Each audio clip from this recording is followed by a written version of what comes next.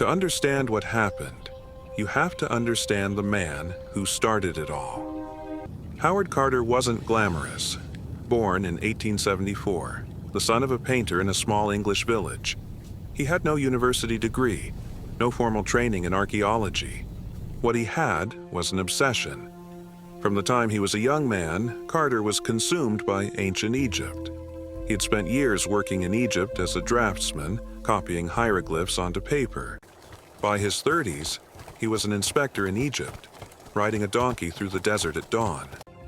He was known among colleagues as stubborn to the point of impossible. Once, he refused to let a group of drunk French tourists into a protected archaeological site. The confrontation turned violent, and Carter lost his job because of it. Most men would have taken it as a warning, but Carter considered it a point of pride. What drove him was his belief that the Valley of the Kings still hid something extraordinary. Every major Egyptologist of that era strongly disagreed with him.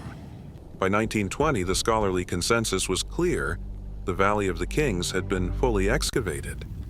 But Carter refused to accept that conclusion. He had one small piece of evidence: a faience cup found in 1907 bearing the almost unknown name of Tutankhamun. Carter became certain that if the cup was there, then the intact tomb must also be there. All he needed now was money to prove it. Lord Carnarvon was a wealthy English aristocrat, the last man you would expect to fund archaeology. In 1901, a serious car accident in Germany left him with permanent lung damage.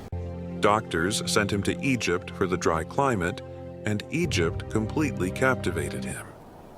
In 1907, he and Carter were introduced and formed a partnership that lasted 15 years. By 1922, the search had already cost Carnarvon a very large fortune. He told Carter this would be the final season. One more chance only. November 1st, 1922. Dawn in the Valley of the Kings. The air at dawn in the valley feels completely unlike anything in our modern world. Carter's team began clearing the old workmen's huts that day. On November 4th, a young water boy's stick struck something hard beneath the sand. Carter knelt in the dirt and slowly ran his fingers along the edge of the first stone step. By the end of that day, 12 ancient steps had been uncovered, descending into the earth. Carter sent a telegram to Carnarvon. "I've made a wonderful discovery. A tomb with seals intact." 16 days. Standing above what he believed was the greatest discovery in the history of Egyptology. And waiting. On November 26th, they reached a second sealed door. Carter slowly chiseled a small hole in the upper left corner. He carefully pushed a candle through to test the air beyond. The flickering light revealed gold glittering everywhere inside. The shadows Behind stir him, tonight. Carnarvon whispered, We must be silent. "Can you see They are anything at listening." all?" Carter answered with a trembling voice, "Yes, wonderful things." In the weeks that followed, the team began careful cataloging of every single object. Many local Egyptian workers now refused to step inside the tomb. Carter dismissed their concerns. He saw himself as a man of pure science. Yet a journalist soon reported an ominous inscription on the wall. "Death shall come on swift wings to him who disturbs the peace of the king." Carter's pet canary was later found dead inside the house, killed by a cobra. In those early months, Lord Carnarvon appeared happier than ever before. Then, late one March night, a mosquito bit him on the cheek. He passed away on April 5th, 1923 at 2 in the morning.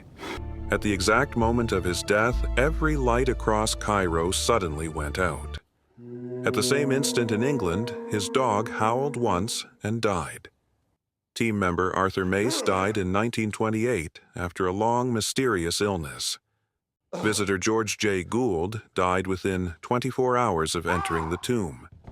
Hugh Evelyn White took his own life, claiming the curse had claimed him.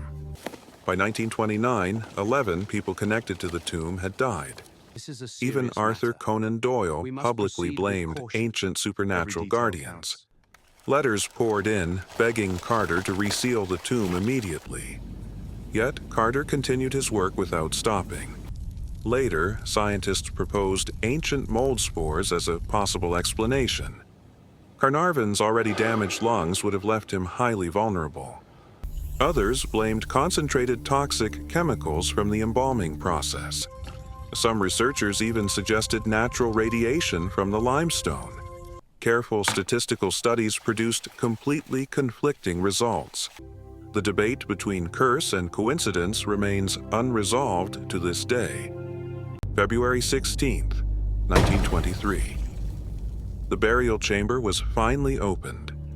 4 perfectly nested golden shrines filled almost the entire small room. Inside the last shrine rested a magnificent solid gold coffin. Within it lay the fragile mummy of the boy King Tutankhamun. Resting on his face was the world-famous golden death mask.